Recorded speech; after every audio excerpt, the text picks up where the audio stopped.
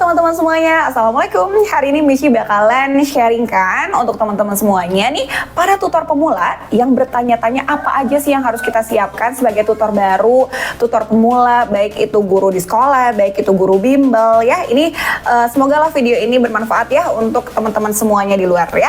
Oke, apalagi buat teman-teman yang dituntut untuk mengajar ya. Sekarang itu posisinya kalian harus dituntut untuk bisa mengajar, tapi kalian bukan basic pengajar gitu. Di luar sana pasti banyak ya yang seperti ini.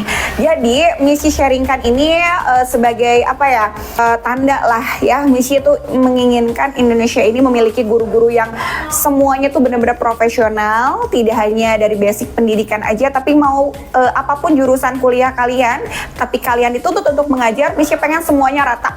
Kalian harus bisa, kalian harus menjadi guru yang hebat, kalian harus menjadi guru yang profesional, bertanggung jawab, disiplin waktu ya. Oke, apa aja sih yang harus dipersiapkan ya? Yang pertama itu adalah niat kita bekerja itu lillahi ta'ala karena Allah, karena ingin men-sharingkan ilmu yang kita punya kepada anak-anak. Yang kedua adalah mental kita nih. Mental kita itu harus kuat, harus rileks ya, dimana yang namanya bekerja itu tidak ada yang tidak capek. Jadi semua pekerjaan apapun itu capek, tapi ya itu dia, kita nggak boleh bilang capek, karena energi itu bakal masuk kalau kita bilang capek. Jadi bilang aja, aku semangat, aku kuat ya, aku hebat gitu ya. Yang ketiga adalah ilmu ya. Jadi belajar itu tidak stop dari kita udah beres kuliah dan kita nggak belajar, no ya. Jadi apapun ya yang kalian akan tampilkan di kelas, kalian harus pelajari dulu gitu. Walaupun kalian udah bisa, tapi tetap harus dipelajari dulu. Apalagi yang basicnya itu mengajar SMP, SMA, itu kan materi udah mulai sulit ya. Dan itu kalian harus mempersiapkan dulu, minimal kalian bahas soal-soal, kalian ulangi lagi rumus-rumus, kalian pelajari lagi, dan kalian kerjakan soal-soal itu. Nah, jadi kesiapan itu tidak hanya dari niat dan mental aja, tapi dari kesiapan kalian belajar juga. Ilmu tuh harus ada ya, jangan sampai kalian cuma action doang tapi ilmunya nggak ada. Jangan sampai kayak gitu. Jadi kalian harus belajar lagi ya. Michi aja udah mau berapa tahun ya Michi ngajar, tetap aja sampai detik ini pun Michi sebelum ngajar anak SMP, SMA, Michi belajar dulu paginya dan ngerjain soal-soal dulu gitu ya. Jadi biar kita tuh relax nanti pas ngajar gitu ya. Dan yang keempat itu adalah ketika kita sudah mampu nih, aku udah belajar ini, aku siap mengajar ini nanti, dan apa yang harus kita pikirkan? Yang pertama adalah style penampilan itu harus menarik ya.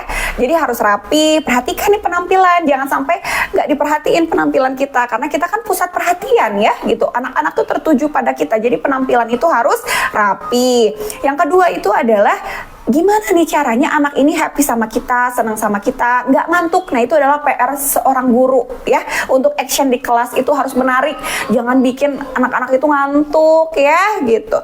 Yang ketiga adalah kita memikirkan jika ada anak yang belum ngerti, berarti bukan dipaksa untuk mengerti kita, tapi kita yang dipaksa untuk bagaimana ya caranya, dengan cara apa ya anak ini bisa mengerti apa yang kita jelaskan. Kita yang harus berpikir bagaimana cara anak ini paham. Contoh, simpelnya adalah 3 tambah 2. Sebagian anak mungkin paham 3 di mulut, 2 di jari, 3, 4, 5. Tapi nggak semua anak itu langsung paham 3 tambah 2 itu 5. Nah, gimana ini cara kita membuat anak ini paham 3 tambah 2? Kita coba pakai media. Misalkan kita punya 2-nya itu pensil.